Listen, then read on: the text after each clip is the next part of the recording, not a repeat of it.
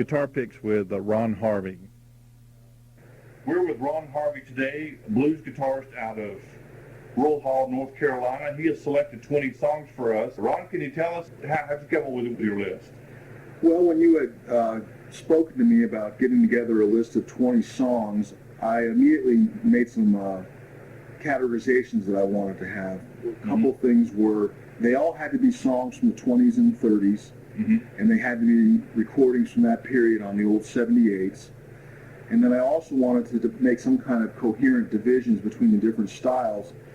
So I just kind of came up with different groupings and different styles: the Atlanta style, the Delta style, the Memphis style, and the Piedmont style. Kind of regional differences. And that's how I kind of came up with the list. And okay, why are you interested in the blues?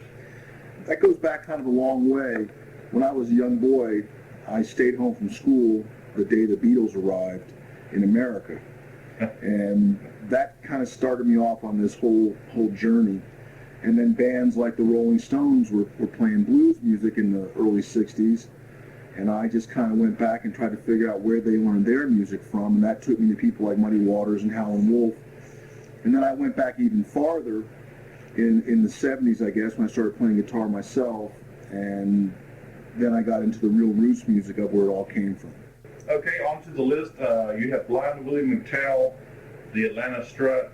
To me, what's interesting about this particular song is, believe it or not, to me, this sounds almost modern. It's got a sort of a talking intro, and it reminds me of like the Woody Guthrie and Bob Dylan era when they would tell stories through their music.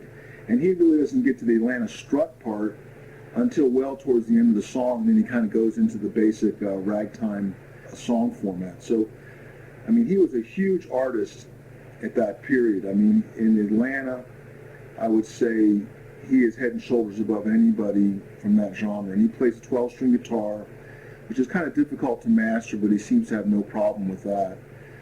His style is anywhere from blues to ragtime.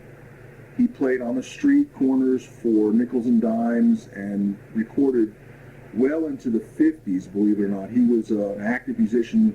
He died in 1959. He's just one of the monsters of the genre. We'll get more to the other artists later, but there is a very interesting theme. A lot of these guys are blind, or they at least are called blind, right? They all the ones that are on this list that are blind are like Blind Willie McTell, Blind Lemon Jefferson are blind, and I think there's a reason for that. The reason for that I think is during the time when these guys were coming up in the late 1800s and the early 1900s, the social services in this country weren't nearly as sophisticated as they are now. And if someone was blind, they still had to make their way through the world, and they had to make a living. And music was a viable way of making a living. I don't imagine it was a high-paying way of making a living, but a lot of these gentlemen actually were blind and were playing on the street to support themselves. And so there weren't a whole lot of things that blind people could do back then to make money. Music was one of them. So that's where I think that came from.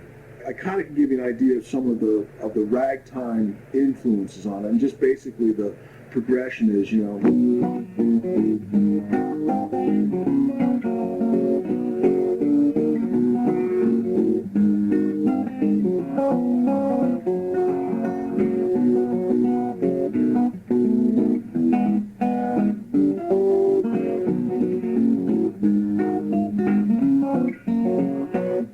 That's just kind of a basic ragtime melody that a lot of the artists used in that period.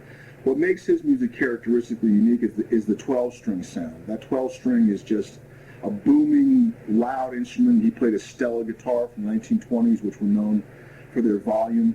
And I think a lot of his style, he does all kinds of music, but that one's kind of a ragtime thing and a talking blues. So that's a little bit of the progression that was used during that period. Like, comment, share. Support our videos. ConfettiPromotions.com. Promote your business or event. GimmeThatBogo.com. Buy one, get one. Restaurant coupons. Spanish138.com. Get by with 138 Spanish words. Support your local musician.